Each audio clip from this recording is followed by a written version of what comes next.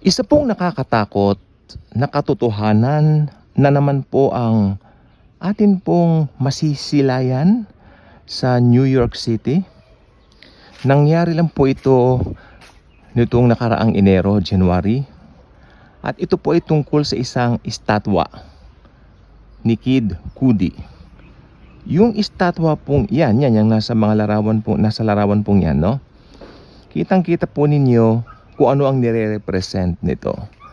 Actually, hindi nagre-represent ng maganda. I just realized pasama ng pasama ang music industry. Sabi ko nga po sa inyo ng mga nakaraang vlogs natin, ako mismo hindi po ko nakikinig na ng mga makabagong musika ngayon. Ako po ay talagang nag-uobserba na po. I'm not saying this tapos end times na, katapos na ng mundo. Hindi po. Ang binabantayan po natin dito yung asal ng tao, ugali ng tao. Anong klase na po ba ang mga tao? Ano na ang diwa ng mga tao? Ganyan na po ang ating bantayan. Hindi yung common nakakita ka ng ganyan, ay malapit na magunaw ang mundo, ay malapit na mag-rapture. Hindi po ganon. Ang nakita po natin dito, talagang ganyan na po. Yung diwa ng tao, pasama na po ng pasama. Gawan mo ng mabuti, ang balik sa iyo masama. Hindi kaaya-aya, hindi na maganda ang mga tinatawag na naturalesa. Actually, isang popular na singer, hindi ko na po babanggitin sa inyo rito. Malamang kilala nyo itong babaeng singer na ito, pinaka-popular sa mundo ngayon. Nagdaos ng concert, talagang pinapakita niya mga demonic signs. Nagsushoot din siya ng demonic, okay? And wow, talagang itong taong ito nagsasabing siya raw ay Christian, pero sa kanya pong mga ginagawa taliwas, hindi po kaaya-aya. Lalo na minomodel siya ng mga kabataan. Ano po? So ang gusto ko lang po sabihin dito bantayan po natin yung kapaligiran natin. Uulitin ko, hindi ko sasabing bantayan nyo, malapit na mag-rapture, malapit na magunaw. Sawa na po mga tao sa ganyang mga sinasabi natin mga Kristiyano. In fact, napagtatawanan na po tayo. Huwag na po natin gamitin yung gunaw. Mas maganda, tingnan po natin, ano ba yung diwa na nagbabago na sa mga tao? May napansin po ba kayo sa ugali ng mga anak ninyo, mga kapatid ninyo, ng mga tao sa paligid ninyo? It's about time. I mean, these things, wow. Nakita niyo po si Meshach, Shadrach at Abednego sa Bible. Ang sabi nung hari, pasensya na po sa asong maingay, nakakulong po kasi gusto makawala. Pero mamaya papakawalan ko ng konti para makapaglaro. Okay, kasi yung sa Bible po, saan na po ba tayo? Yung si Meshach, Shadrach, Abednego, these three friends were being held captives din naman doon sa Babylonian captivity.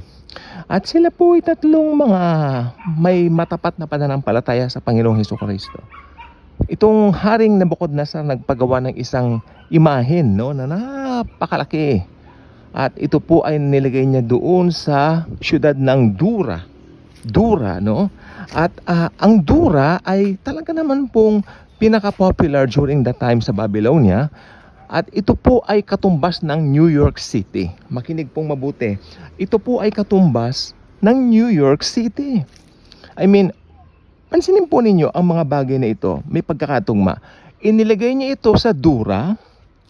At sinabi niya, pag maririnig niyo itong kling, kling, kling, kalembang ng kampana, lahat magsisiluhod at magsisisamba doon sa ipinagawa kong imahen o rebulto or statue. Okay? At ang hindi sasamba at tutupad yan, ipapapatay. Merong katapat na parusa. So, kling, kling, kling. Nagluhuran na Tapos sabi nung hari, sandali. Sino yung hindi nakaluhod doon? Paki-check please. Kanya sa siyempre mga lagad niya. Chinek ngayon nila. Yung tatlong barkada po, the barkads yan. Shadrach, Meshach, Abednego. Patawag dito. Ngayon, tinawag ngayon sila. Ano itong nakita kong hindi nyo niluhuran yung imahin ko, yung rebulto ko. Ngayong alam niyo naman ang kautusan, binabali ninyo ang kautusan ko. Sabing ganun ng tatlo, mahal na hari, maski patayin po ninyo kami, hindi po kami luluhod sa inyong ipinagawang rebulto. Sa Panginoong Hesukristo lamang kami luluhod. Ganun ha, sabi nung hari ngayon. Tingnan natin. Then pinako ngayon nung hari yung tatlo. Ayun na. Sila ngayon ay ipinalagay sa hurno, di ba? At itong tatlong ito ay ihinagis doon. Yung hurno pong ito ay 7 times na pinainit. Ha ha ha ha ha. Anong hari? Tepok kayo ngayon. So hinagis sila doon. Alam niyo po ba nangyari? Yung mga inutusang maghagis, sila yung natepok, sila yung nategi, sila yung natigok. At itong tatlong ito nandoon nakatayo. Nagulat ngayon si Nebuchadnezzar. Sandali lang kanya. Ang alam ko, ang ating ipinatapon sa pugon ang tawag doon Ang ating ipinatapon sa pugon ay 3 katao. Di ba? Sila Shadrach, Meshach, Abednego lang. Ano to nakikita ko? Parang yung isa, makapangyarihang Diyos, sabi niya. Ang Diyos ng mga Diyos, the God of gods, the God of the Milky Way, the God of the galaxy, the God of the universe. Nakikita ko ang God of the universe, sabi ni Nebuchadnezzar. Tapos na ganyan sumigaw siya, Shadrach, Meshach, Abednego, magsilabas na kayo dyan. Lumabas ngayon sila. At ang sabi ng Bible, ni hindi man lang sila nag-amoy usok, ni isang galos wala sila. Okay. At sino yung pang-apat na nakita nila? Ang Panginoong Hesukristo. Amen? Amen. Kaya sabi ko po sa inyo, doon na yung paninindigan. Makinig pong mabuti. Importante po itong sasabihin ko. Ang syudad ng Dura, ang pinakamalawak sa Babylonia, ito po ay parang New York City. Nagsiluhod lahat di ba? Nung kumalimbang yung kling, kling, kling. Pero yung tatlo, hindi lumuhod. Ano ang point dito? Gawin man ng majority ang mali, huwag kang sasama. Manindigan ka pa rin sa katotohanan, maski 3 na lang kayo, o maski ba sabihin nag-iisa ka na lang. Lagi mong tandaan, ang will pa rin ni Jesus ang pinakamahalaga. Ganun po ang nangyayari ngayon sa ating present world. Ito po mga nangyayari ngayon diyan sa Estados Unidos, sa Paris, no?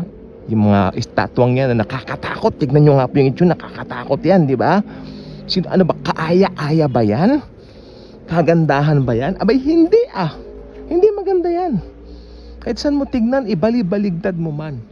Ang itsura niyan, hindi yan kaaya-aya. Kaya, mas maganda, alam natin, sabi ng Bible, whatever is true, whatever is pure, remain on these things. Kaya kung hindi ka pa subscriber sa ating channel, I invite you to do so. Click the notification bell. Share this video. Share the love of the Savior, the Lord Jesus Christ. Thank you. And as always and forever, Jesus truly loves us all.